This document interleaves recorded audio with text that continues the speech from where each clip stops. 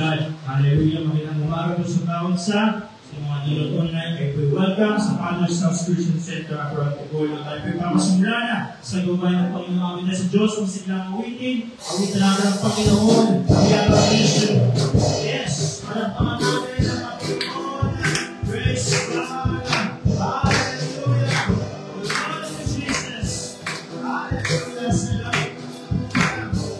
Yes. Awitin natin siya. We have a Christian. Glory to God.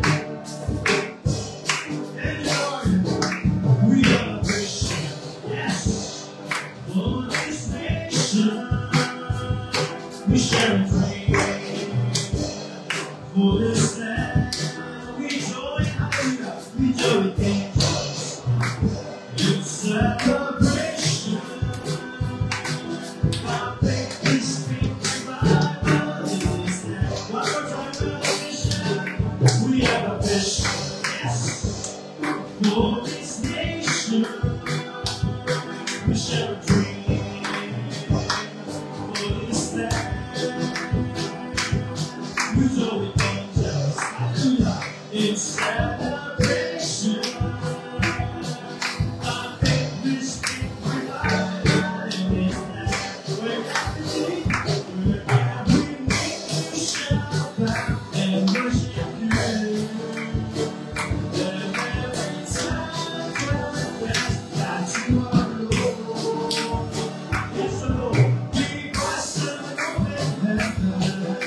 I know that I will say, and rule your sovereign hands across this nation. We have a vision, we have a vision. Hallelujah. For this nation, we share a dream. For this land, hallelujah, we show it angels.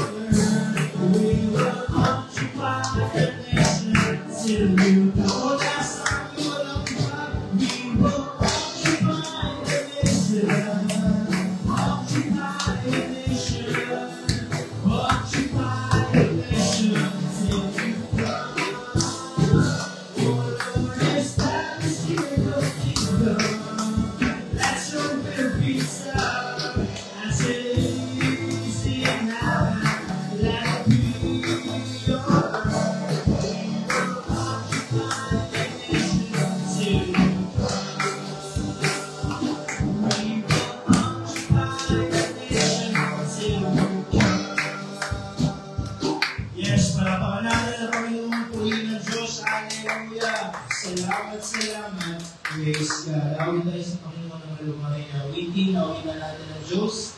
Christ is enough.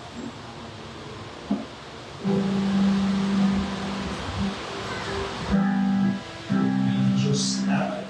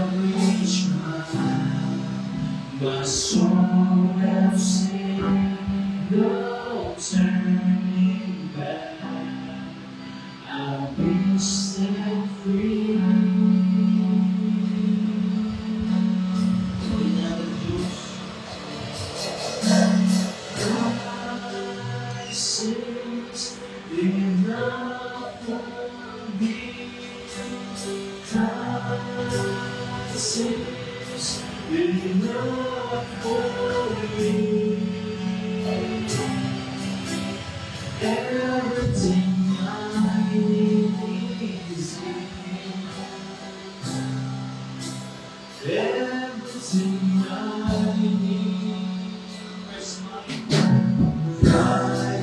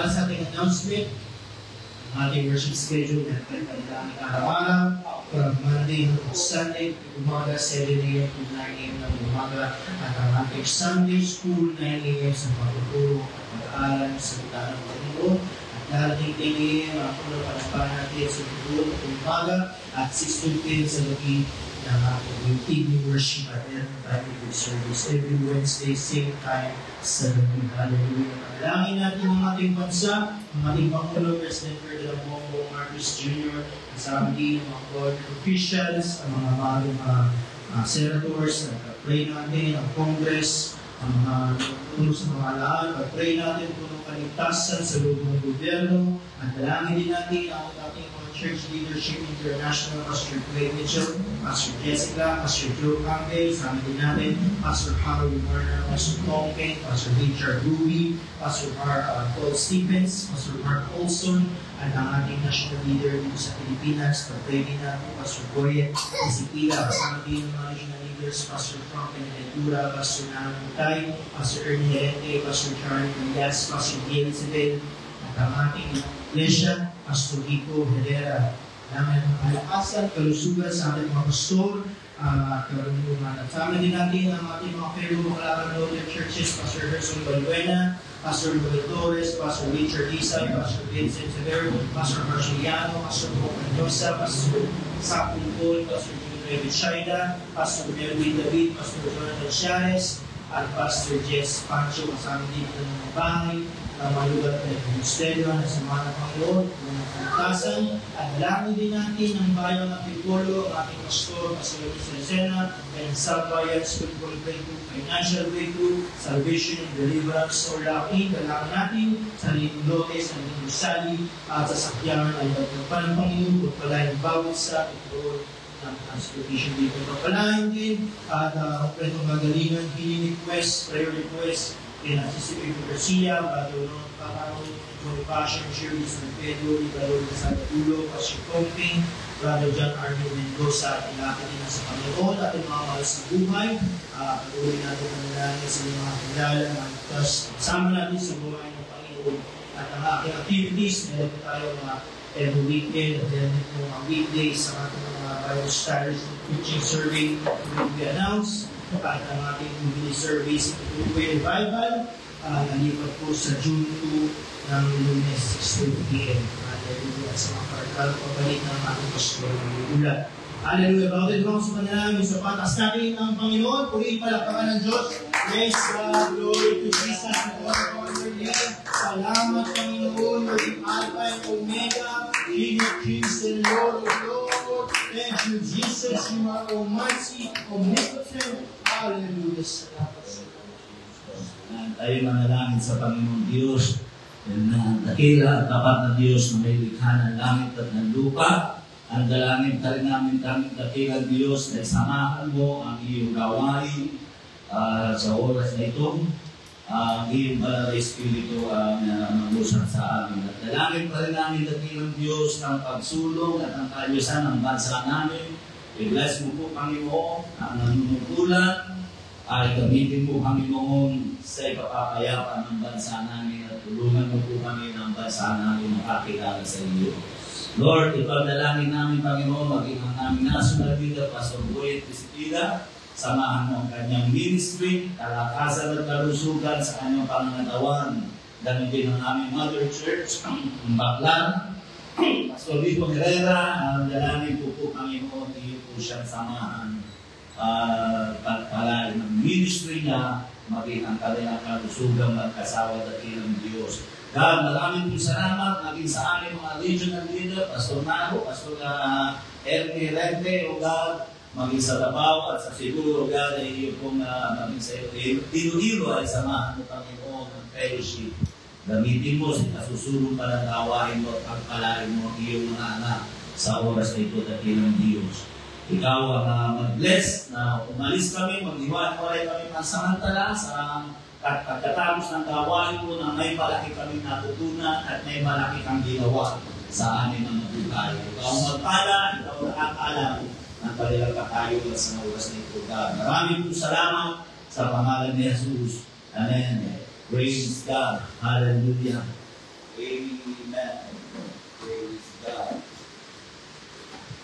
Minsan pa, awitan natin ang Panginoon. Amen. The time to start is now.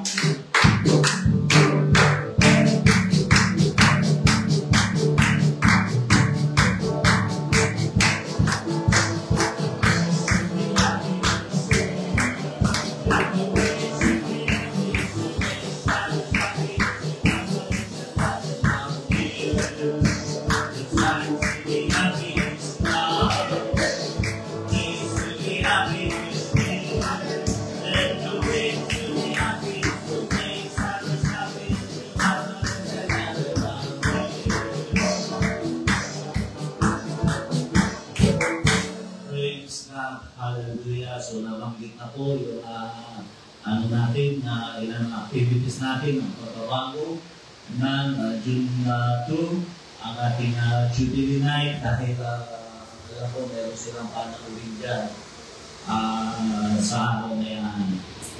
Okay, so yun ang ilan natin ang pabalita, mga pagbabago sa activities na ating sa ating church. Praise God. Hallelujah. Okay, so nalik na kasama daw sa prayer, Pastor Helson Albuena. So ilang araw na po na sakit ang likod niya hanggang malakang, hirap po siya kumilos. So nangyari sa akin ito. Okay, so sama niyo sa panalangin, ay sa personal na panalangin ninyo, sama niyo Pastor Helson, okay, pastor natin sa Tupang, Alabang. Okay, so yun lang ang nila natin pabalita. Okay, so ang gawain ng Panginoon ay pasulong ng pasulong. Napanood ko yung announcement ng Pastor Greg Chel sa kanyang church, Prescott, Arizona. Nabanggit niya, ang bumanggilid niya ay ang ginagawa ng Diyos sa Pilipinas. Doon niya nabanggit na sinabi niya na ang isa sa mga pangunahing o mabungang fellowship ay ang Pilipinas. At doon ko nalaman na tayo pala ay mahigit ng 800 churches dito sa Pilipinas. 800 churches.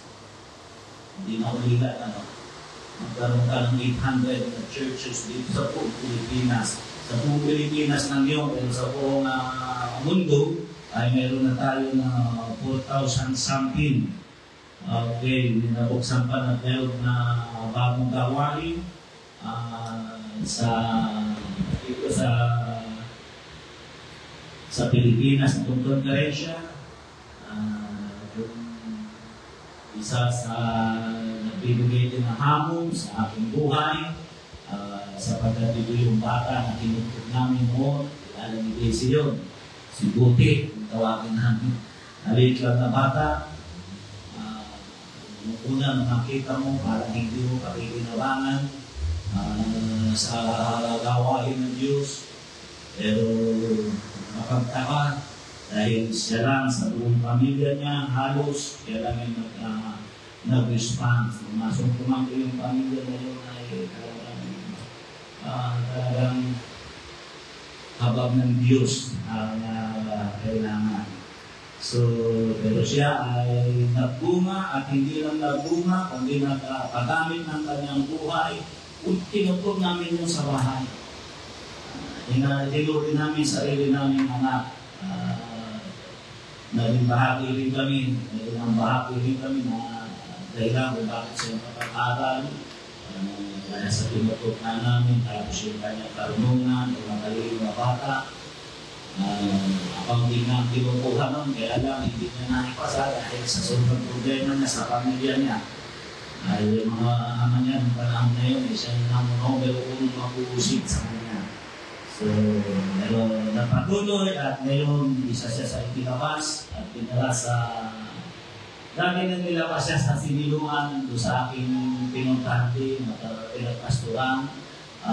Ngayon ay binalik muna siya sa Tayabas naging pastor sa isang barangay doon, pero ngayon ay ilagay ang pagkanto. Sabi lang, alam ko pagkano ko. Sabi lang, layo. Layo ng kanyang pinagdalan sa kanya. So, isama natin sa panalangin kasi pagpalain ng Diyos. Kung bakit po sumusulong ang gawain ng ating Panginoon ay dahil mayroon po mga tao na sumusuporta.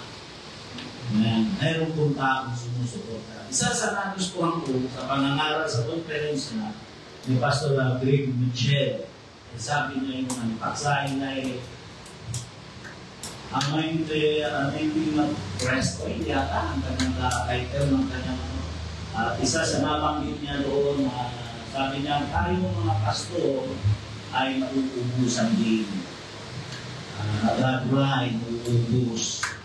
Nabanggit niya, sabi niya, kapag tayo may pinakaharap ng mga mananampalataya na may mga problema, kapag tayo humaharap sa kanila, hindi na natin napapansin, ay nagbabahagi tayo ng Espiritu sa kanila, yung lakas natin, sinasarin natin sa kanila para mapagkalupayan nila at makatayo sila sa araw-araw nilang pamumuhay. At dahil nag-share tayo sa kanya, sa amin mga pastor, tayo ay nauubusan.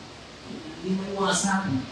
Yung payo ka ng payo, yung share mag-isa pa kayo mo dito sa unahan, Espiritu ang aming sinishare dito. Diwa yun. Kaya sabi niya, tayo mga pastor ay nagdadry, kaya kailangan natin yung, sabi niya, yung muling pagpakig, muling pagbuhos, muling kapuspusan ng banal na Espiritu. Kaya daw minsan mayroon na pastor na sumusuko, umalis, iniiwan ang ministry, dahil nga doon sa brain niya kayo na siya, hindi niya ang daming problema, kaya nagustuhan ko yung kanyang sinasabi niya ako na kailangan ay tayo ay hindi mapuspos ng panibagong yun ang dahilan kung bakit may konferensya tayo. Yung konferensya parang ano yan, charger ng mga spiritual, magre-recharge ka doon, yung spiritual na ano. So, ngayon, lilingkod tayo ng pananalapi, nais ko isabihin na ipaabot ito sa inyo, tulad ng ako na binabanggit, kailangan din natin. At tulad nga kanina, pinaka-share sa ko, ang kawain ng Diyos, lalo na yung mga pastor, hindi ko pwede laging mauubusan kami, sabi ko mauubusan. Kailangan give and take tayo. Kailangan, kailangan ko lahat ng tao, lalo ng mga lalaki, kailangan ko sa gawain ng Diyos, mga lalaki. Kaya yung anak ko yan, gusto ko talaga na ibig nila sa gawain ng Diyos. Pero ewan ko ba sa lahat ng tuloy sa bahay namin, yan na mga hirap na ilaki ng puso niya sa dito. Kasi yung ano ni Mrs. nagtataka lang, kasi lahat ng napunta sa amin ayaw mang umalis. O, totoo yan, lahat ng napunta sa amin ayaw mang umalis. Nung tiyo ni Mrs. napunta sa amin, sila kasi, pinapiya. Nagkaroon kasi ng bahan kami ng bahay, lumipat. Ati sa iyo mo na sinutsyong kasi kailangan na yan, maglilinis ka sa bahay mo tayo. Huwag na. Kailangan mo yun natin yung nagpipilitan na yun. Mapunta sa amin, ayaw nang umalis. Eh gusto nila yun. Dalang sila masipa, parang ano eh. Kami-lagi ng gano'n eh. Shabu. Gusto lagi may kakaliputin sa lagi. Sa lagi ng natin. Kaya po ilagi mo ko yung baw namin doon. Aming kuskus, aming ano. Kaya nagtaka yung kapatid ni Mrs. Sabi yung kapatid ni Mrs. Sabi ni Mama sa kapatid ni Mrs. Kaya sa susunod, huwag na lang magdadala ng ano dito dahil dito sa amin, yan ang karisma namin. Ang tao, pag napunta sa amin, huwag tayo mapunta sa amin ng tao. Pagkit, parang uhok. At proud mga ako sa ganun. Proud ako sa ganun. Ibig sabihin, may nakikita. Sabi ni John, di pa ako lang nakakaalam ng kapayawanin. Sa kanila, nasakit ang ulo. Hindi ko maintindihan kung anong gagawin ito. Hindi na rin namalaman kung saan niya ilalagay yung sarili niya. Yan. Kaya huwag LDC. Kung kailan rin makuuwi ng pagkakunin dito, baka sa 2026 na kasunod. So naman yun, hindi tayo pwede ng give. Kailangan may babalik yun. Kaya sabi ko nga, sa kausap ko kanina, parang kami yung inahing aso na may pasusukin. Na sabi yung pinasususo namin yung 4 na tuta, ay pag mayroon kang dumating na 2, na ingam yung ipakati pa, may 2 pang masususukan sa susunod, hindi mong inahing aso, sususo pa rin yun.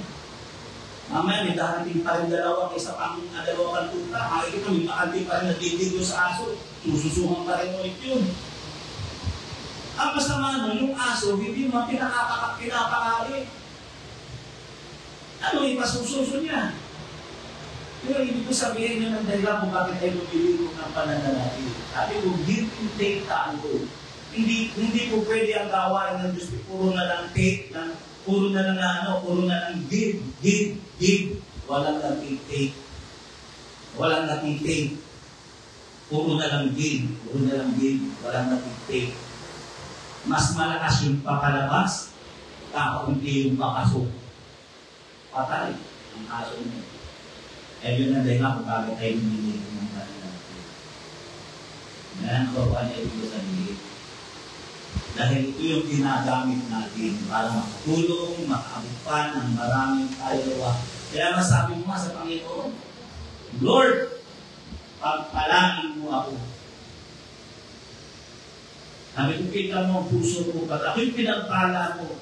Alawain mo gano'n ang buhay ko at lalawak ang gawain mo. Lalawak ang gawain mo. Buong Antipulo, akampunin ko. Totoo yun. Kaya nga, siyempre, pag kinampo mo ang buong Antipulo ang susuporta sa gawain mo. Nakalibig ko sa iyo. Ganun yun. Hindi po ito bakit ang punan. Ano sabi ko, hindi ko bakit ang punan. Kailangan ko rin ng mga tao mula sa mga tinutugtog, hindi sila din ang susuporta sa gawain ng ating Panginoon. Ito, wala nang pananalapi. Ang pananalapi, hindi problema yan. Makakatulong ka, may walis dito, nilas pa. Merong ano dito, linisin ang church. Yan ang sabi ko. Maraming paraan para masuportahan at mataguyod ang gawain ng Diyos. Okay? Tayo hindi mo ng pananalapi sa oras na ito. Tawagan po rin si Michael. Wala pa tayo mahuhugong sa kakagay ko si Rapin. Wala pa tayo mahuhugong si Michael na pang umaga. Okay. So, hallelujah. Tayo manalangin sa Panginoon, dakila at tapat na Diyos, marami pong salamat sa iyong kabutihan. Sa lahat ng bagay na ginagawa mo, ang dalangin mo po, pagpalain mo ang iyong mga anak. I-bless mo ang gawain mo, at patuloy mong palawakin tulad ng aking dinadalangin sa iyo. O God, hindi masasayang ang pagpapala o God. Ibuhos mo ang pagpapala sa gawain mo nito ng Diyos. God, marami pong salamat sa iyong kabutihan at sa iyong biyaya o God sa pangalan ni Jesus. Amen. Praise God. Sa pag-awitan natin ang Panginoong Diyos. At isang awitin. Amen. I got my mind made up to love the Lord.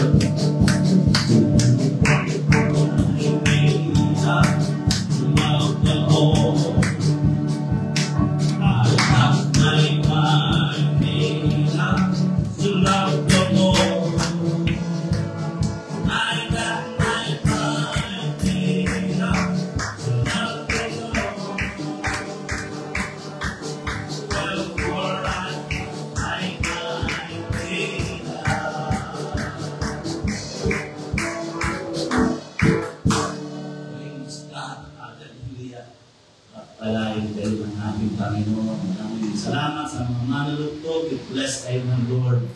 At palawakin ng Panginoon ang gana niyo at magbilang kayo. Praise God. Hallelujah.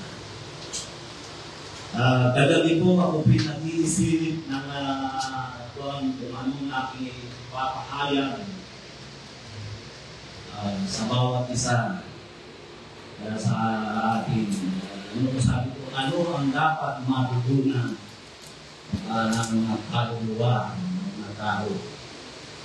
Dapat nilang matutunan. Nahihirapan po ako, sumasakit yung ulo ko.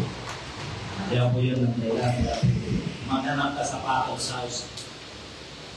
Nangingitan ko ay pag-ikan yung mga kabataan nyo na wala pa sa mga ministry. Pero kayo matatakot ng ministry. Masarap po mag-ministry. Masarap magpagamit ng buhay sa ating Panginoon. So dahil sa walang pumasok sa isip ko na ano na ako, pinaan ko sa tulog. Pawala sa akin yung pinapasan. Hindi ko kailangan umaga, madaling araw, umiisip pa rin ako, wala pa rin pumasok sa isipan ko.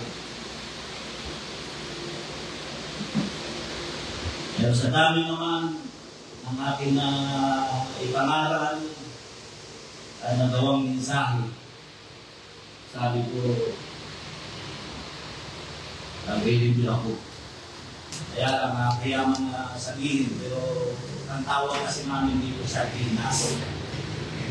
Yun yung sabihin doon sa Sardinas. Yung mga nakareading na ako. Pero nakawaan ko, kahit Sardinas ito, nireko ko ito, hinilit ko ng gusto. At dinagdagan ko ng mga sibuyas at kaya press na press na ito. At nakawaan ko kung bakit gano'n. Ito itong suot ko ito, hindi ko ito kagustuhan. Hindi ko gusto. Amin ito siya dun sa totoo. Ngayon ako nagsuot ng hindi ko gusto. Wala ko paplano lang. Kami kong nalisis sa kahapon, pumuntahan kami doon. Ayan, binili ko ng pulo yung aking anak na pogi. Siyempre, tumuha na rin ako. Pinahanda ko. Sabi ko, pagdalo ko ito ng Jubilee. Alam mo kasi kung bakit naman ito. Dito kasi nakikita, sa sinusulot namin mga pastor, nakikita kung anong status ng church. Ito yung nakikita kung anong status ng church. Yun ang isa nakita ko kay Pastor Rico Herrera. Pastor Rico, tumayo sa mga presentable. Hindi ko maano yung iba kasi mga payo yun. Kaya piniragal ko yun, nilagay ko doon sa ano. Ang dating ko mamaya, nilagay ko doon sa kama, yung lakad ko na ligo ako pag tinitagtag ng ketchup. Sino nagpasok ng ketchup dito? Saan ka nakakita ng ketchup ng Jollibee? Naroon sa kama. Talagang pumilit yung ulo ko, talagang ako in-explain. Sino nagpasok ng ketchup dito? Nakakalat doon sa sahig ng kwarto namin. Hindi talaga ako. Sabi ko, bingon nyo, mayroon kung ano ng aking sumira. Kaya alas 9 pasado na, narito pa ako. Tingin na ko yung aking damit susuotin, puro yukot. Kung na sinabi ko, di ako susuot ng yukot. Kasi yun kung ano yung tsura na ng talapat sa salita ng unahan, yan ang, dyan mo makikita ang ugali at ang pagkatao ng isang tao. Nakikita yan sa sinusuot niya. Kaya talagang ako tinignan ko niya, wala akong makikita maayos. Puro ko. Kasi yun na nangyayari ni Mrs. Kaya talagang inis na inis. Ayaw kong suotin. Nilaman ko, ikilit na dapat. Hindi ka po, wala sabi ko na papapasa ng buong ganito ko yan. Di balik. Walang ibang ito lang ang Pag piling mo gano'n, meron ba pala dito sa may ko? Jesus, anong gagawin ko dito? Ba't nangyari ko? Sabi ko, mamaya ko ganda. Baka parang ang tayo ng buhay ko sino nagpasok dito sa kahit sa loob ng bahay. Sabi ko, ano nang multo? Sabi ni Mama, nalaglag sa bag niya. Nakabukas. Nalaglag. Tapos nakaharapan doon sa ano, parang ipinahit sa flooring. Sabi ko, ano dito may multo? Ayaw ko po talaga, kaya nung mapilitan ako. Dahil ito na yung pinakauna. At nakikita kong isuro. Doon ko ang totoo. Tapos, pagdating dito, ayun, nakita mo yung mensahe. Ano sa pagdating ko sa kasulatan. Ang siguro ito yung dahilan, kaya walang pumasok sa isip ko. Pagdating tapos yung gusto ko isuro. Talagang kinuha ko yan, termo sa aking tangan at ito ay susunod ko sa aking buhay. Hindi pinasuot sa akin ng Lord. Yung palayo. Joseph Paul Hooks. Apat na kasubutan ni Joseph. Alam natin si Joseph kung sino siya. Sino ang kakilala kay Joseph? Hindi si Joseph na karpentero, na asawa ni Maria, na naging ama ni Jesus sa Salaman. Sinasabi kong Joseph ay yung Joseph na anak ni Jacob. Isa sa anak ni Jacob. Pero, nais ko po muna basahin ang ating text ko. Revelation chapter 22, verse 14. Sabi nito, mapapalat ang mga buhugas ng kanilang damit upang sila'y magkaroon ng karapatan sa punong kahoy ng buhay at makapasok sa bayan sa pamamagitan ng pintuan. Ayaw ka ng dali ang manalangin dakila ang kapat na Diyos. Marami pong salamat sa iyong kabutihan. Ang dalangin ko po, Panginoon, ikaw ang sumama sa iyong salita na ikinahayag mo o ipinakita mo sa akin dahil ikaw ang magpala dating Diyos ng iyong salita sa oras na ito dahil sa pangalan ng Jesus. Amen. Sa literal na usapin na nauukol sa literal na kasuotan, ang tao ay may kanya-kanyang nais na kasuotan. Di ba? Pero tayong nais na kasuotan.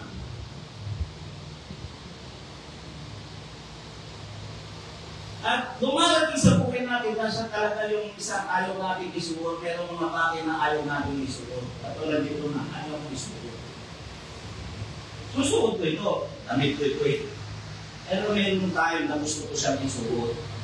At alam ba ninyo, na minsan may mga Kristiyanong hindi nakakadalo ng gawain ng Diyos dahil lamang sa kanyang kasuotan.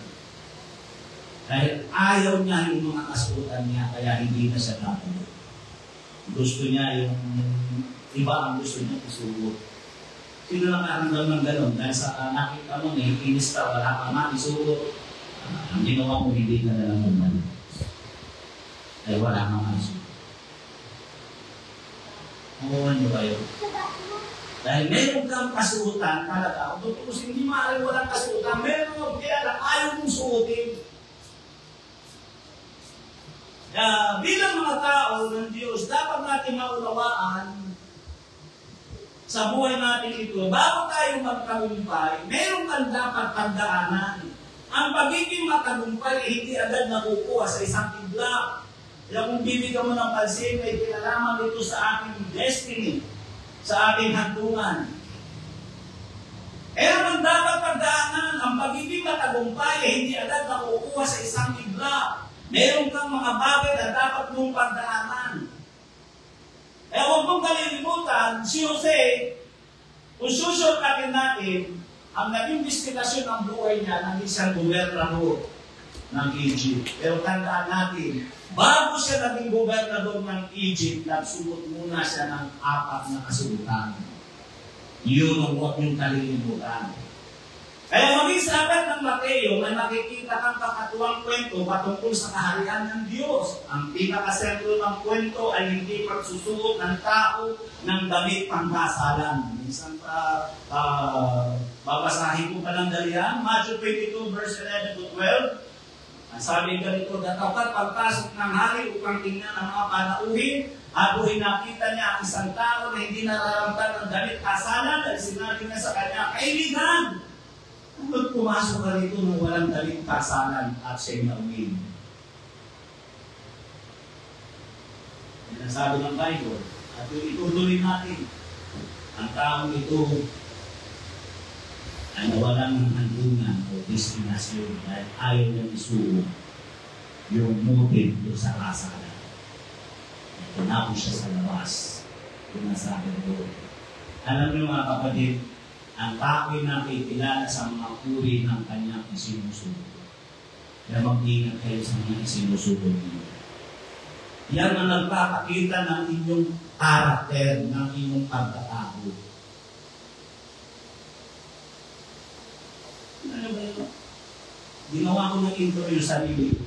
Nagdaranasan ko nga kung at may kilala rin ng tao na talagang ayaw na ayaw niyang isuot. Meron siyang gustong isuot sa akin niya. Ay dahil alam niya hindi magugustuhan kaya inalagay niya sa bago. At alam niya na yung isip niya doon niya susukutin sa labas. Ano yung ito sinasabi? Kasi nga, mayroon tayong kasuotan. Mayroong kasuotan, gusto ng Diyos na suotin mo, pero may mga tao na ayaw isuot. Katulad na sinabi ko, marahil ito talaga ang gusto ng Panginoon na suotin ko. Hindi ayaw kong masuotin eh. And may gusto nga akong isuot. Kaya mahalaga po yung damit ng kasuotan po natin. Kaya, pag-aralan natin itong apat na kasuotan na ito. Tandaan nyo, yung kasuotan, ulitin ko, may kinalaman dyan ang personalidad mo. Tanda-tanda ko nung yung theory ko inakulong, eh walang tumutulong doon sa pinsan ko. Akong tumulong. Pumunta ko sa mga munisipyo, sa mga nagpapalang kasi kasuhin mo kanya. Eh, pastor na ako nun. Nakabarong lagi ako. Ay, sir, ano kasi naman ako po, sir? Ano po na ako po yun? Ay, gusto ko lang na yung status ng tiyo ko, nakakunako mo dito. Ay, sir, ang pag-usap ko. Kung bandang ulit, nag-uusap kami, yun naman ako, sir. Maiba po tayo, lawyer po kayo. Hindi ako lawyer. Siguro lawyer, law student po kayo. Hindi ba lang ako umimik, hindi ko sinabi pastor. Ano yung kung sabihin?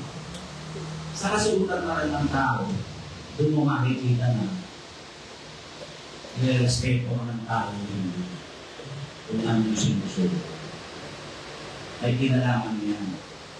Kaya para sa Panginoon, napakahalaga yan. Kung nais mo na ikaw ay magkaroon ng destinasyon, sino yung gusto niya lang makakabot ng naabot ng ni Jose? Suotin mo itong apat na kasuotan niya. Una, Joseph Coach represent the position of Miguel. Yung kung kasuotan na sinuot ni Joseph ay may kinalaman yun sa kanyang posisyon na nakanyang ako. Kaya yung una, Joseph first, who was the hope of the son.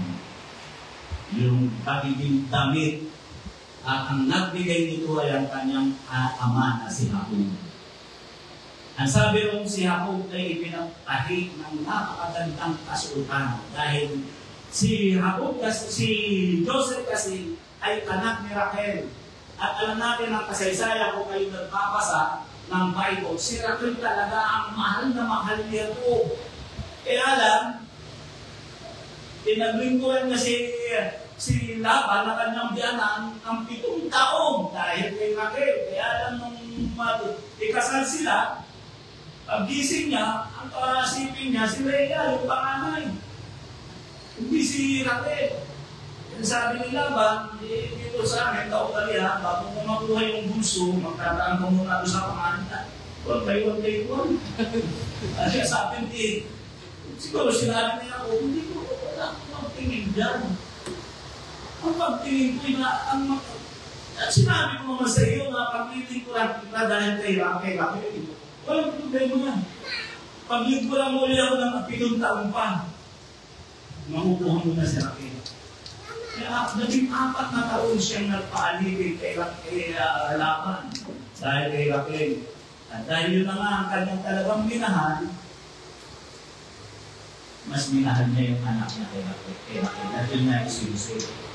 Yung anak niya kay Leia, kitang-kita naman natin sa Genesis chapter 37, sa inyong mga version na pagbabasa, makikita mo din yung favoritism.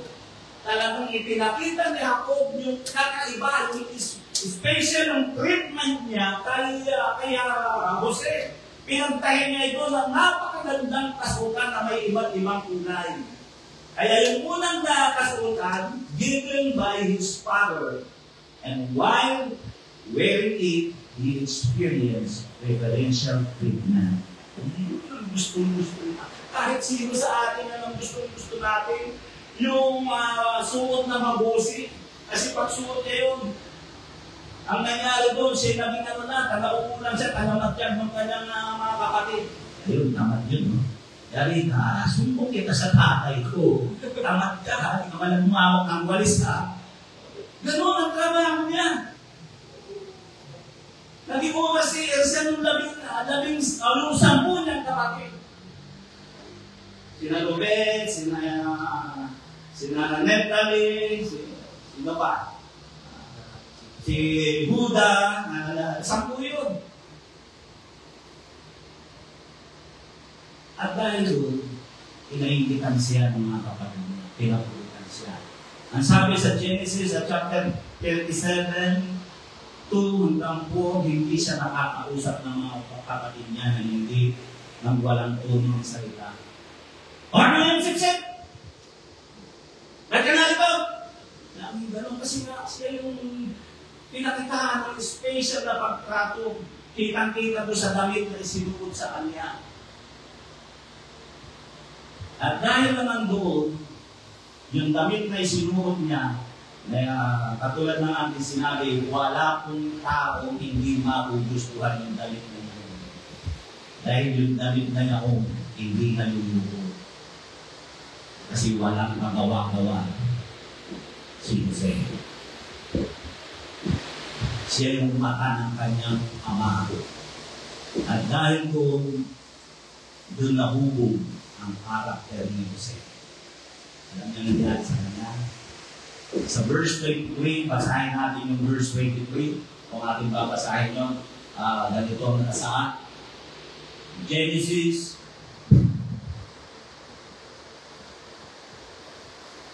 Tingnan natin ang Genesis 32, verse 23.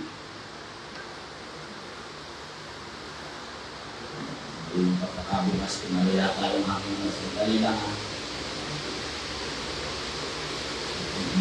Ano yung pinagin ko kanina? Susunod ba ninyo? 37 pala. 37 to 23. Huwag yung nakasalan. Kasi gusto ko makita nito kung ano yung nakasalan doon. Verse 23. Genesis 37 verse 23. At nangyari nang dumating si Jose sa kanyang mga kapatid, nahinugdan siya ng kanyang tunika. Yung tunika, yun ang damit na kasutan niya. Na tunika may sari-saring kulay na kanyang suot. At kanilang sinunggaban at kanilang itinapon sa balon. At ang balon ay tuyo, walang tubig. Hindi ko naman kasahin at hindi mo ubus yung oras natin. Hinubad sa kanya ng kanyang mga kapatid. Hinubad sa kanya. Tandaan niyo po yung sinasabi ko. Hinubaran siya ng damit na gustong-gusto niya. Kapag kung suot kayo, parang siya ang hari. Wala siyang ginagawa kundi ang manahimik. Ito ang sabi ng Panginoon na naginip ako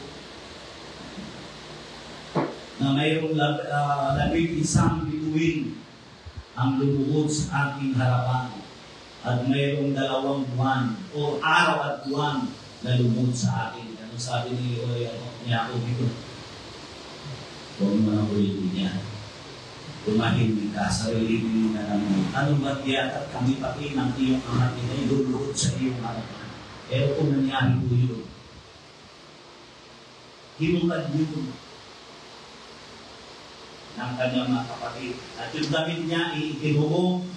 Kasi, malaman nyo kasi makapabuhan kayo eh. Ang minsan, hindi pa kayo nakakapagpasa ng kasaysayan ng Bible. Yung damit niya, ikinuhong sa dugo ng isang tupa. At pinunit-punit nila at sinabi nila sa ama nilang si Jacob na sinilapa ng hindi namin nakita si Jose.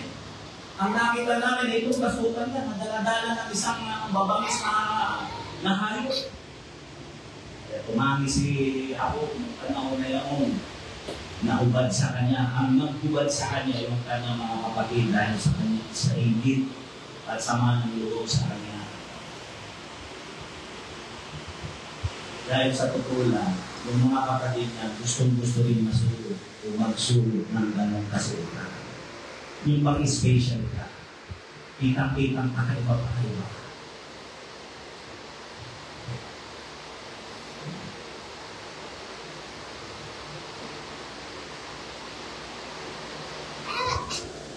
Ewan mo kung napupunan ninyo.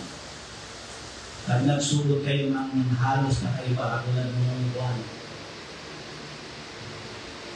dahil kami konferensya, nakamerkaan ako, isang dahil konferensya. Dating doon, dito kami, kumain kami doon sa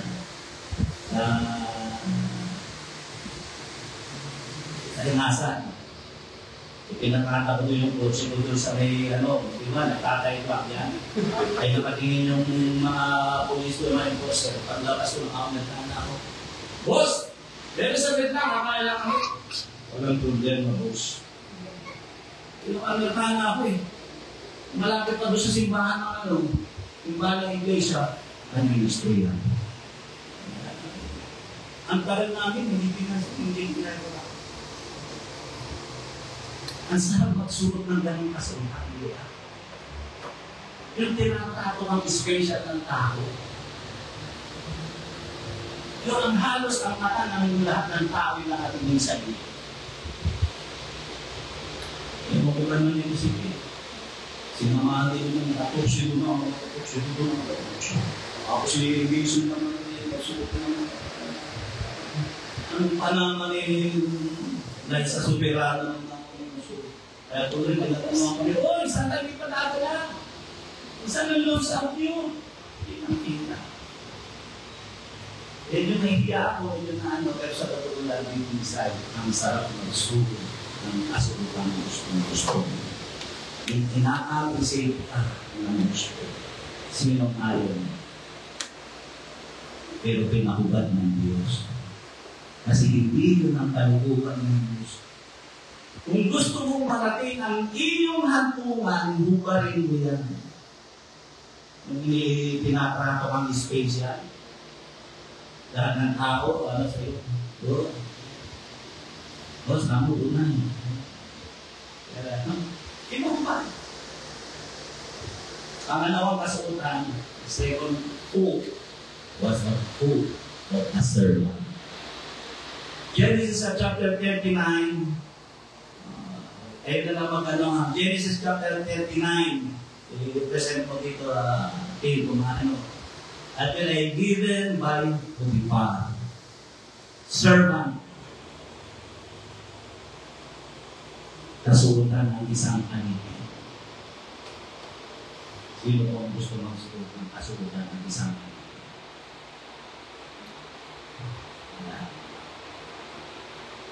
Pero kung gusto mo na ikay gamitin ng Panginoon na may marating ka sa buhay mo, kailangan isuot niya.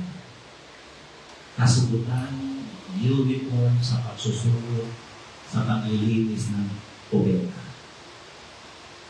Kailangan. purpad. Pero tandaan nyo, while willing it, his master experienced prosperity. Makikita nyo yun. Genesis 39, 5-6. Di ba pinilagay mo?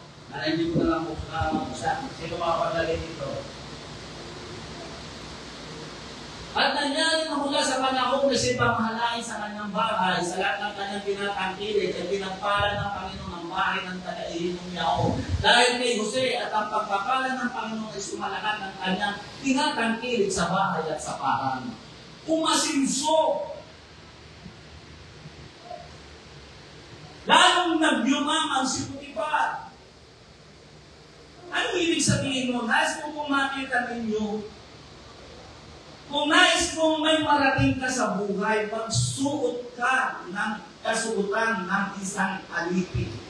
Kasuotan nga yan ng isang alipin, pero tandaan mo, yung kasuotan na yan ay magiging isang mabungang pagpapala. Magiging ikalala mo, ikasulong ng tao na pinaglilingkuran mo. Kung susuotin mo yan, lalago ang gawain ng Diyos. Yun ang dapat natin maunawaan. Kailangan suotin mo yan, kalooban ng Diyos na suotin mo yan para pagpalain si Potifar. Kaya mo magsuot ng kasuotan na hindi mo magugustuhan, na gusto mong isuot. Kasuotan ng isang alipin. Pero dabog na sinusuot mo yan, may taong pinagpapala. Ibig sabihin na magiging pagpapala ka. Kung i-a-apply mo yan dito, magiging pagpapala ka sa gawain ng Diyos. Lilinis ang mga organ, lilinis ang mga pangko, ang mga electric pan, hindi magiging amakin. Wala kang makikita mga akin na nakalambitin ka sa kesame. Pag nagsuot ka ng kasuotan ng isang alipin, magiging mapagpapala ka sa lugar na pinalalagyan sa iyo ng Panginoon. Kaya hindi maaaring hindi ka dadaan sa kanya. Magiging pagpapala ka. Dahil magiging tawag dito, initiator. Ikaw ang mag-i-initiate ng lahat ng bagay. Dadalhin mo yung amplifier, pupunta ka doon sa labas sa may palengke, mamimigay ka ng crap, sisigaw ka sa pangalan ng ating Panginoon. Gagawin mo ang lahat. Sabi dito, while wearing it, his master experienced prosperity. Pinagsuot ng ganon ng Diyos si Joseph at gusto ng Panginoon mahubog ang kanyang pag-uugali at gusto ng Panginoon maging pagpapala siya. Dahil hindi siya tatayo o uupo sa trono na hindi ka kailanman maging pagpapala sa kapwa mo. Yan ang mainit na sinasabi ko.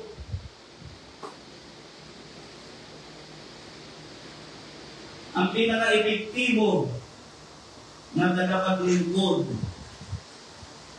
sa bayan ay yung tunay na naglilingkod, yung naglingkod sa ano lang.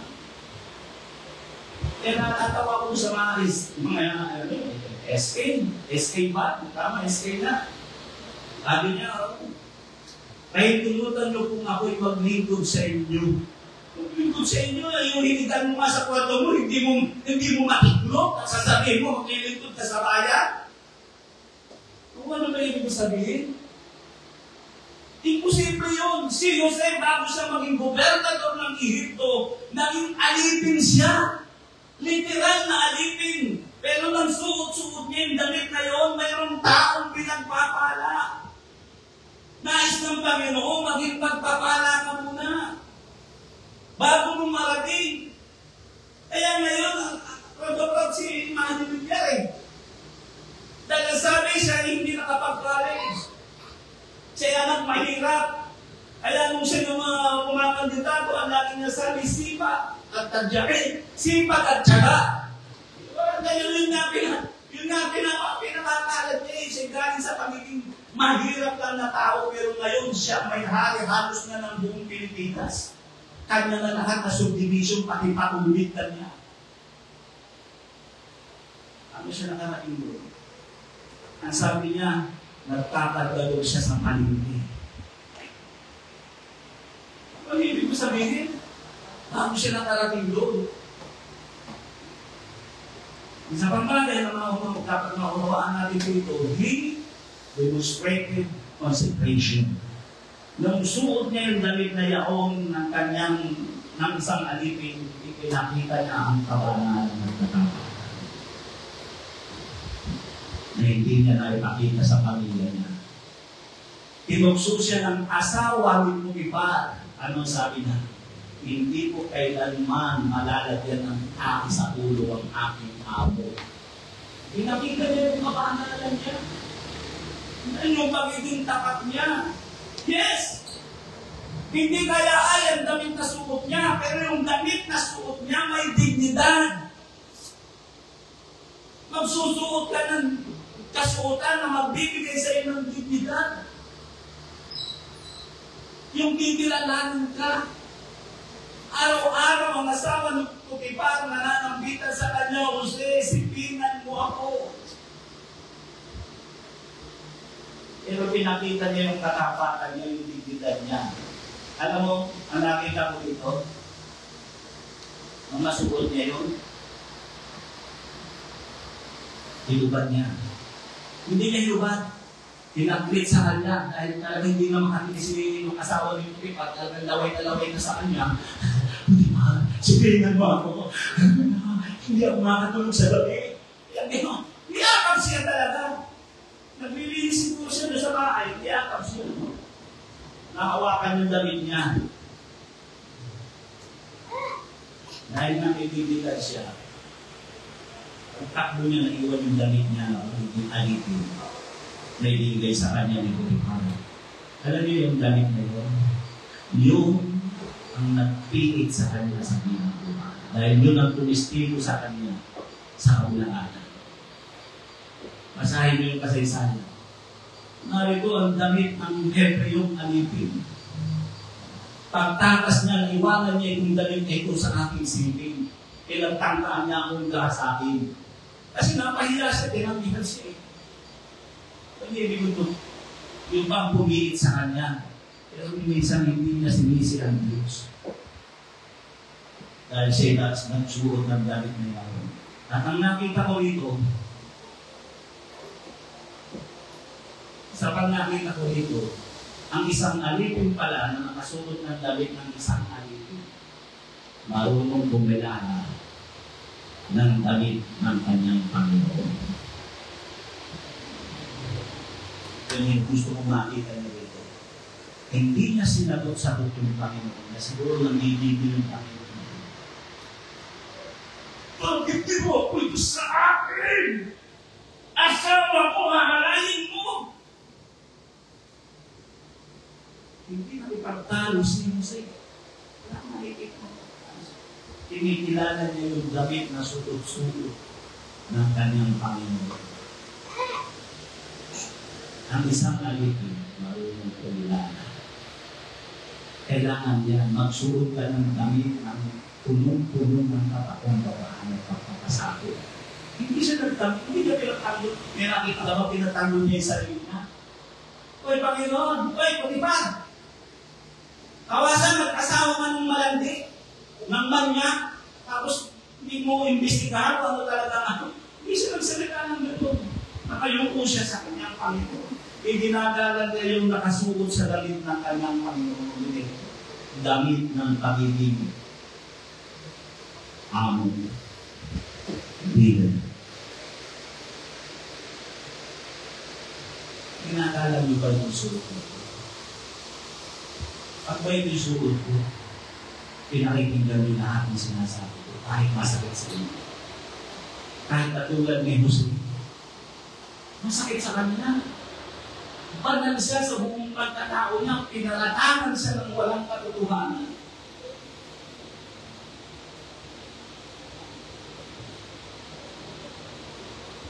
Ayaw ko sana nandiyan, pero gusto ko, ayaw ko sana idagdag. Pero nakikita ko kay Jose. Sana yung damit, hindi lang ako, basta damit na may katungkulan sa simbahan, sana kinikilala kahit masakit ang sinasabi sa akin.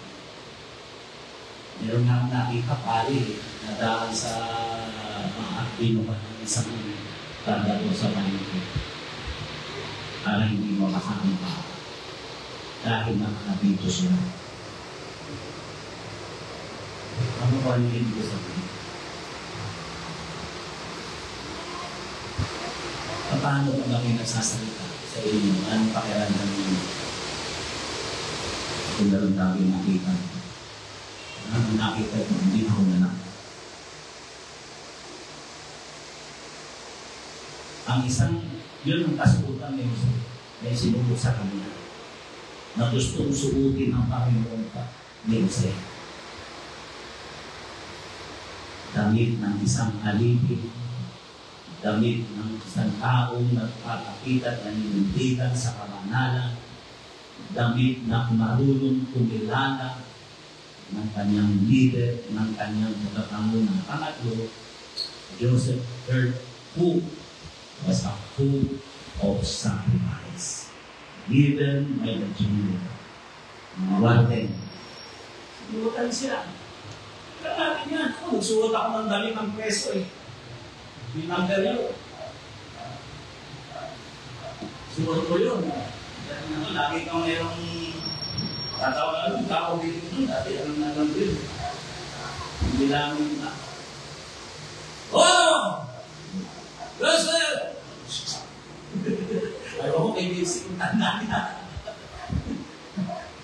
Sa Lucena! Yes, sir! Kung hindi ka sumagot doon, gulpi ka. Diba niya eh?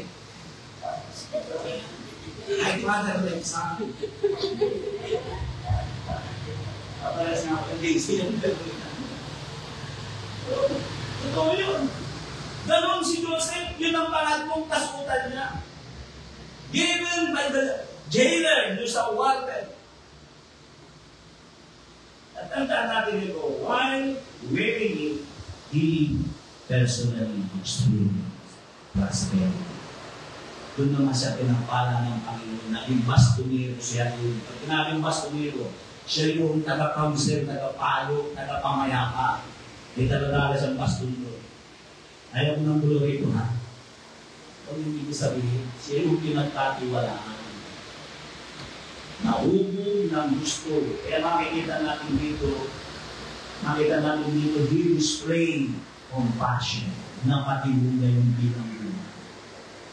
Napatibong na yung bilangguan. Doon sa bilangguan, nakita siya na doon na lumabas na may posibilidad siya, may kakayanan siyang mamuno. Doon nakikita. Kaya doon na-develop yung buong pagkatao niya dahil ginalan siya at nirespeto siya. Hindi siya nagawang bakuran ng rehas na bakal dahil nakakapaglabas-masok siya. Siya yung sa kanya pinagkatiwala yung ano eh. Ginagalang siya, nire-respeto siya, hindi dahil sa siya ay nambubugbog. Tigas na kong lumang, boom! Boom! May mga kadalangan din eh. Hindi na mo, kundi pinangangalan niya at sinasabi niya kung ano ang buhay. Sa isang buwan, lalaya ka. At magkakaroon ka ng magandang buhay. Lahat ng sinasabi niya doon sa tao na nangyayari. Alam natin kung sa Isaiah, doon siya kinuha ng Panginoon. Doon siya kinuha ng Panginoon. Dahil yung isa sa mga tagapagdala ng alak ng Panginoon ng Paraon, nakulong at dinala doon sa bilangguan na kasama niya. At doon sinabi, itong si Jose, dahil nalaginip yung kapira ng hari. Wala na siguro yung yan. Wala na. Wala na nataraan yung church mo. Kasi may dating niya dito. Nakapayang na ako, napakahinga ko siya. Nanaginip yun. At sinabi ni Jose, dahil nakita ni Jose na siya ay napakalungkot. Kaya nilapitan siya ni Jose at sinabi ng Jose sa kanya, bakit ka malungkot at nanaginip? At ganito yung panaginip na aking ano. At sinabi niya, ang panaginip mo ay maganda ang ibig sabihin.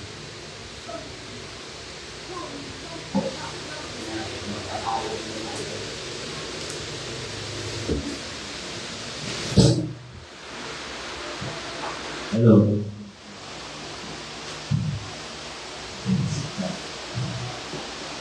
Kaya na, yun na, napili lang ako ito. Yun ang paraan ng mga church. Hindi ko nakakala.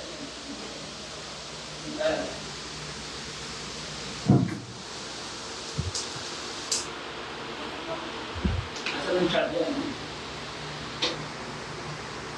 Masyadong namin dala ng kuwan, pinanagin natin, tingnan mo dito, yan ang inagaanin, natuturat-turat yan, bago mamatay.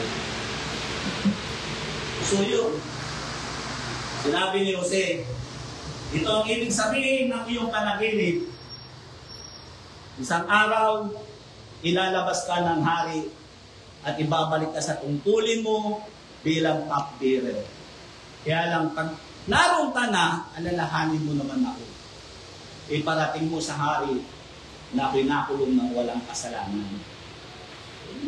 Kaya lang, lumipas ang nahaba kong panahon, nakalimutan. Alam mo naman ng tao, pagka nalilimutin, nasa paraiso na. So, yun yung sistema ng ating pinag-aaralan. At yung pang-apat na kasuotan. Alam na natin yun. Joseph or hope was the hope of sovereign. Given by Pharaoh. Kasuotan ng kanyang pagiging gobernador. At sino ang nagbigay? Diyos ang nagsuot din sa kanya. Diyos ang nagsuot din sa kanya. Ginamit lang ng paraon. While wearing it, he experienced the power to do good. Tandaan natin na, ilaan ko lang sa inyo. Dumating yung panahon na ang paraon ay nanaginip, 7 baka na malalaki, tapos may lumabas na 7 bakang ampapayat. At yung ampapayat na baka, kinain yung matatabang baka. Nagising ang paraon. At hindi siya makatulog, tinawag niya lahat ng pantas, doon na alaala ng cupbearer. Meron nga po palang magaling na fortune teller. Manghuhula. Yun ang tawag pa nila noon. Doon sa bilangguan. Ipatawag, doon tinatawag. At sinabi ni Jose, ang ibig sabihin ng 7 bakang malulusog, 7 taong kasaganaan. At yung 7 taong kasaganaan na yun ay hindi maaalala na dahil lalabas ang 7 taong taggutom at hindi maalaala yung kasaganaan na 7 taon dahil sa 7 taon tindi ng taggutom na mangha ang paraon dahil sa kanyang talino. At sinabi niya, ano ang akin dapat gawin? Pinayuha siya ni Jose at dahil doon nagsimulang sinukutan siya ng damit ng isang gobernador. Gumawa siya ng mabuti. Ano mo, papakita ko sa inyo. Bakit kinakailangan suutan siya ng 3 kasuutan na? Ito papunawa ko sa inyo. Kung hindi nahubog si Jose, hindi siya ilalagay doon bilang gobernador dahil patay ang lahi niya. Dahil magkakaroon ng taggutom, ililigtas ng Diyos sa pamamagitan ng ano? Ililigtas sa pamamagitan ng ni Jose. Ay nung pumunta roon yung mga kapatid niya, si Ruben pumunta roon. Nakaupo na siya sa trono. Nakita niya nakaluhod yung panaginip ni Jose na ang 11 bituin ay luluhod sa kanya, nangyari sa harapan niya. Kung makita niya, kilala na agad. Pero siya, hindi siya nakilala.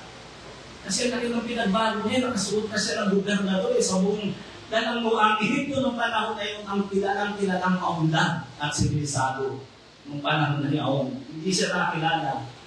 Alam mo, bakit sa pinagsutan tatlong kasutan? Kung hindi nahubo ang puso ni Jose at ay mga kapatid, kayo ang dahilan ng matinding kahirapan ng aking pinagdaanan. Pero pagpupunan ng tuloy ng mga. Kung pinairan niya yung emosyon niya, paghihitan ito eh. O yan. Tingnan mo. Yung isa sa nakita ko, sabi ni ang daming proyekto. Gagamitin ko lang ito ha. Hindi ako Marcos. Sabi ni Marcos nung sabi na, lahat ng proyekto niya na itinayo na dito na record. Sabi ni Marcos, ano yan? Mapapakinabangan yan ng bansa ng Pilipinas. Anong klaseng leader yan? Sa halip itaguyod ninyo, ang mga nasimulan na natin, ginawa, ipuri, pinabura lahat ng proyekto niya. Lahat ng proyekto. Dahil sabi nga ni Marcos, hindi ka dapat mag-leader dahil nasa puso mo ipagkanti. Napanood ko lang yun sa video, kaya sa akin magkakanti. At sa totoo naman, doon ako umano sa kanya. Umano doon sa kanya, hindi naman talaga ganun. Yung power plant doon sa pinasara niya. Ayaw niya na maalaala ang pangalang Marcos. Pinabura niya lahat ng hindi pa natatapos na proyekto niya. Kaya pati yung paliparan nila niya ng Nino Aquino na national airport. Yun lang ang aming nagawa niya. Ano mo yung sabihin? Kung naging ganun, si Jose, patay ang Israel, burado ang Israel. Ipapapakay niya lahat ng kanyang mga kapatid. Kaya ito yung dapat natin maunawaan. Kaya nga, while willingly, he experienced the power to do good. Mabuti yung puso niya. Puro kabutihan ang kanyang ginagawa. Hindi siya marunong gumanti sa mga taong gumawa ng mapait niyang karanasan. Kaya, ano natin yun? Anong sabi niya sa mga kapatid niya? Nangyari ko sa akin dahil kalooban ng Diyos, dinala ko dito ng Diyos para iligtas ko ang ating bansa. Kaya kaunin mo lahat ng ating mga kapatid, ang aking ama, at patirahin mo dito dahil mayroon bang 7 taon na tagmulo. Dahil mo nagligtas siya. Niligtas niya ang bansa niya. Ano niya ibig sabihin? Yun ang dapat natin maunawaan. Pero kung sa buhay natin, pinatahari natin ay galit, puhot, patay, hindi ka pwede maging gobernador. Hindi ka maluluklok sa destinasyon na nais ng Panginoon na maabot mo. Kung ang nasa puso mo'y puro puot, ganti, pagganti.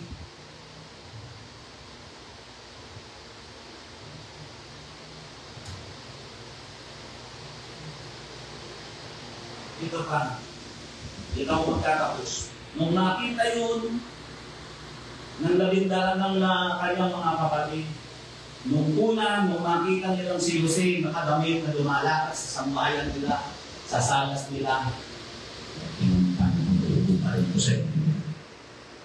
pero ngayon, nakita nila na mas lamang matingkad ang kasuotan ni Jose. Mas lamang na mahalin kasuotan ang suot-suot niya.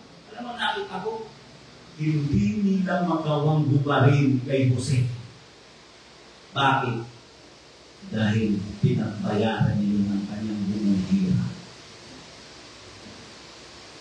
At ang Diyos, pinagbayad ka ng halaga, walang mga pagbububa ng kasuotan na inyong susuot na sa inyo. Yun ang ilagay nyo sa isipan ninyo. Eh hindi po nilalagay ko kayo doon, dahil bumilis ko kayo ng sila, dinadowngrade ko yung, dinidiscriminate ko yung pagkatao ninyo. kailangan magbayad ka. Pero pag nakuha mo ang profesyon mo sa pagiging kurap, bubaling sa ila, yung si Era. Di ba? Landslide din ang kalaban. Pero dahil sa hindi naman na talaga dinagdas yung pinaghirapan nyo, pinupansaan na ng taong bayan. Inakusahan sila isang sugaro ng presidente, babangin ng presidente. Lahat naman yung tama. 2 taon lang sila dati nagawang bubarin sa kanya. Pero si Duterte, hindi niya na nagawang bubarin. Yan kahit paano pinagbayaran niya siguro marahil yun. Hindi ako sigurado. Dahil hanggang ngayon, nag-slide yung kalaban niya doon sa ano. Sa Davao. Wala ibig sabihin. Kapag pinagbayaran mo isang bagay na nasimuot sa iyo ng Panginoon, walang sino man makapaghuhubad sa inyo. Nakapag sa Panginoon, bago kami nakatayo dito, nakapagsuot ng ganito, naging tagapaglampas muna kami sa church namin. Naging tagapaglinis muna kami. Pastor Nico, yung sinabi ko sa inyo dito, chief of police ng Tacloban, naglalampaso ng church ito. Ngayon, may sarili na siyang church. At yung kung ano man ang isinuot sa kanya ng Panginoon, walang makapagbuhugan mo. Kita nung 10 niyang mga kapatid na napakaganda ng kasuotan at siya'y nakaupo sa isang trono. Pero tandaan ninyo, walang nakapagbuhad sa kanya. Tinititigan siya. Kaya naramdaman na lang ng kanyang mga kapatid, hindi galit, kundi iyak at guilty. Hindi niya na kayang bubarin dahil binayaran niya ng buong pamilya. Kung nais mong meron bang malapit, piling ka bang sulit? Ang mga kasutan na nais ng Diyos na iyong sulit. Yun ang mga kapatid na sulit kami sa iyo. Hanggang natin tulad ng aking sinabi, hindi lahat ng kasutan ay pwede natin sulit. Kaya ano sabi dito sa ating teksto, mapapalad ang naghuhugas ng kanilang damit upang sila'y magkaroon ng karapatan sa buong kahoy ng buhay at makapasok sa bayan sa pamamagitan ng buhay. Yung po natin ang ating mga ulo na usap ako sa simple kaya patanong sa ang 4 na kasulitan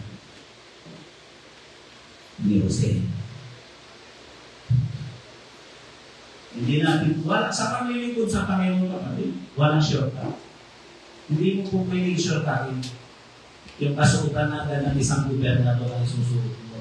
Malabo yun. Walang ganun sa buhay ng tao. Lahat ng bagay ay pagpapayaran mo. Lahat ng bagay ay pagpapayaran mo. Ngayon, ang tanong ko, willing ka bang suotin lahat ng sinuot ni Jose? Kasuotan ng isang kalibig. Handa mo bang ibaba ang sarili mo? Handa mo bang kuminala ng kasuotan ng leader mo? Ng authority na isinuot sa leader mo? Kaya mo ba? Handa mo bang bubarin ang kasuotan mo na kasuotan ng sanlibutan? Na gustong-gusto ng sanlibutan? Anong kasuotan? Kasuotan ng pakikisama sa kanila. Kasuotan ng kasama kanila, makisama sa inuman, ano. Ganun ang kasuotan ng tao. Kasi hindi ka iibigin ng tao kung hindi mo susugutin yung kasuotan na sinusugot nila. Kaya maging matalino tayo. Huwag ka na magbago ng damit sa iyo para masuot mo yung gusto mo. Pilitin mo suotin ang kasuotan. Sabi ko nga, sa taong mahal ko itong tao ito, ako ko nang nararamdaman niya yung pagmamahal ko sa kanya. Sabi ko sa kanya, ang pinakamagandang kasuotan, yung kalinisan ng puso. Kung ano ang laman ng puso mo, yan ang ilabas mo, yan ipakita mo. Hindi ang dibdib mo. Ano ka, tapos pupus mo pa sa ano. nakatambukin ko kayo. Alam mo, ang pinakamainang na kasulatan ay yung kalinisan ng puso. Ngayon ang papangarapin ng kasulatan. Posturidad na. Yung special na kasulatan.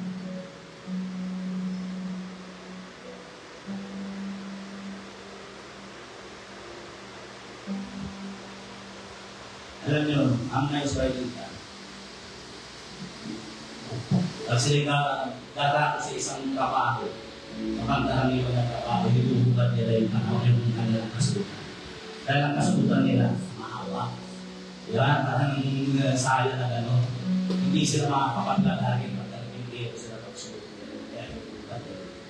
Kaya si Jesus ay magpakita kay Pedro doon sa dagat, ano sabi ko?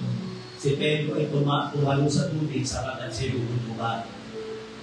Yung lulutugan niya na kami lang mahal. Hindi yung talagang lutan niya mahulutugan. Kasi hindi siya makapaghagis ng lampa o mga nakaya kapag damit niya nakagano. Kaya sila lahat doon na mahal lang. Inaalis nila yun.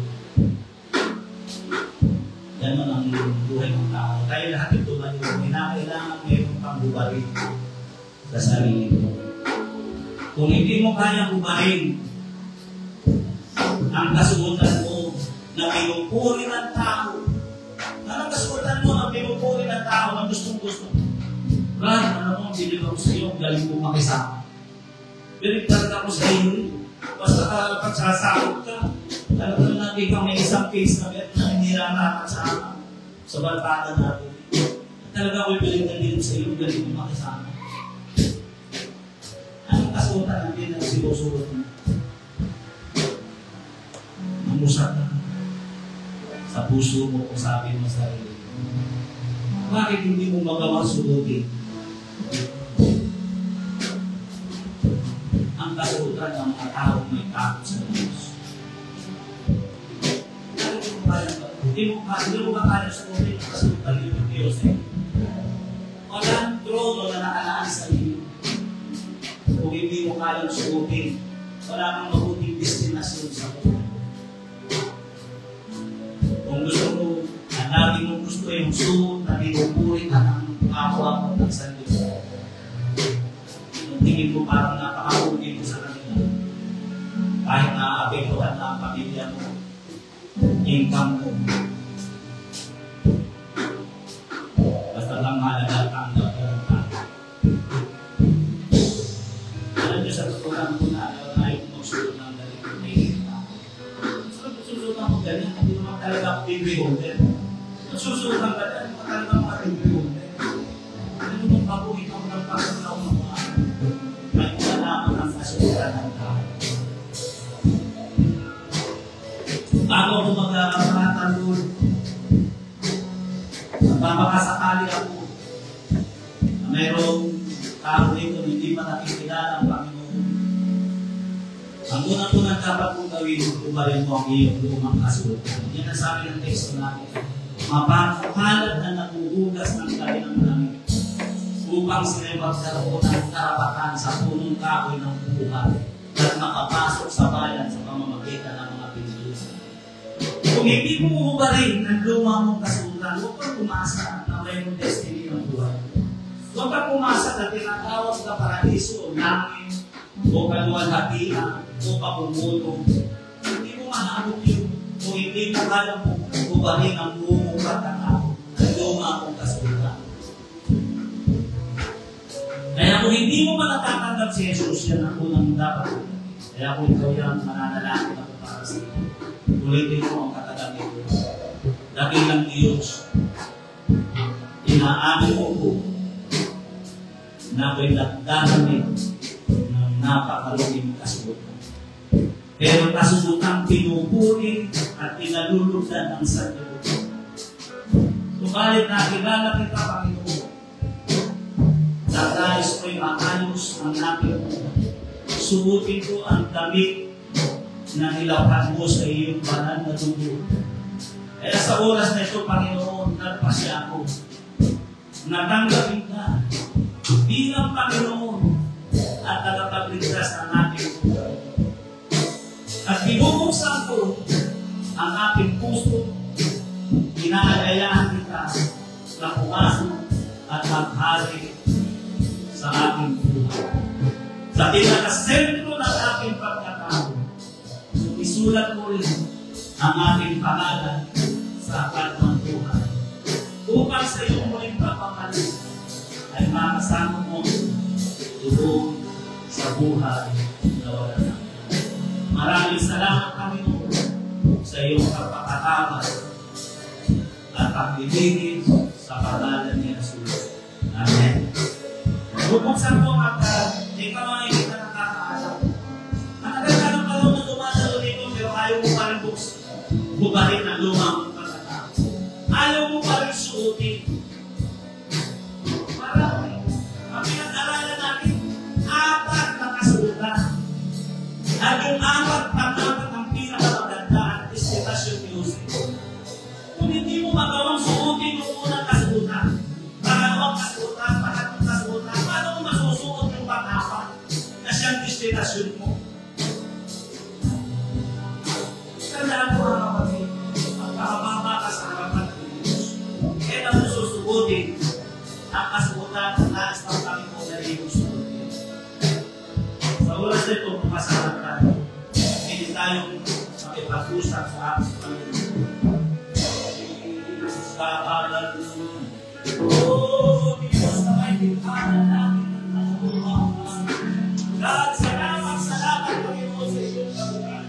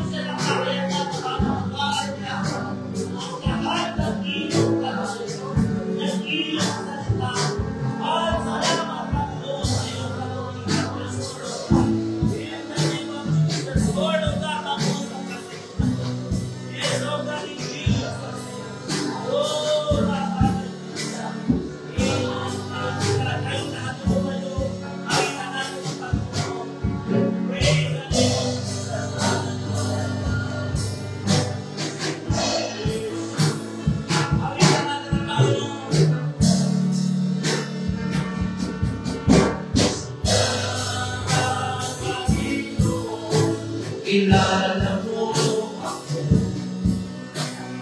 ang lahat ng bagay ay pinipit sa'yo. Salamat, Panginoon, pinupuri mo ako. Ikaw lang ang may dala sa aking pagkukulang.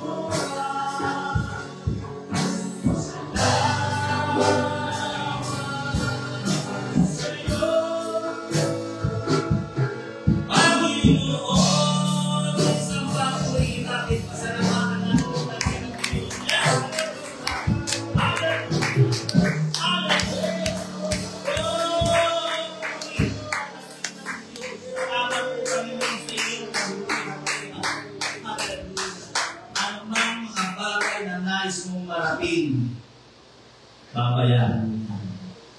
Susugutin mo yan. Hindi maaaring hindi mo yan pababayaran. Pero pag ginabayaran mo yan, walang sino mong makapag-uubad yan sa iyo. Kung dalhin ka, Diyos na nakakaalam kung anong destinasyon mo. Kung dalhin ka ng Panginoon sa isang napakataas na gampanin, walang makapag-aalis sa iyo niya. Dahil dinayahan mo yan, pinaghirapan mo. Dahil sunugod mo ang mga kasultan ng nais ng Panginoon na iyong isuko. Purihin natin ang ating Panginoon Diyos. Hallelujah! Salamat po Panginoon sa iyong pagpihang. Salamat po Panginoon sa iyong biyaya at kapilang Diyos. Amen. Maraming salamat Panginoon. Pagpalain mo ang iyong mga anak sa pangalan ni Jesus. Amen.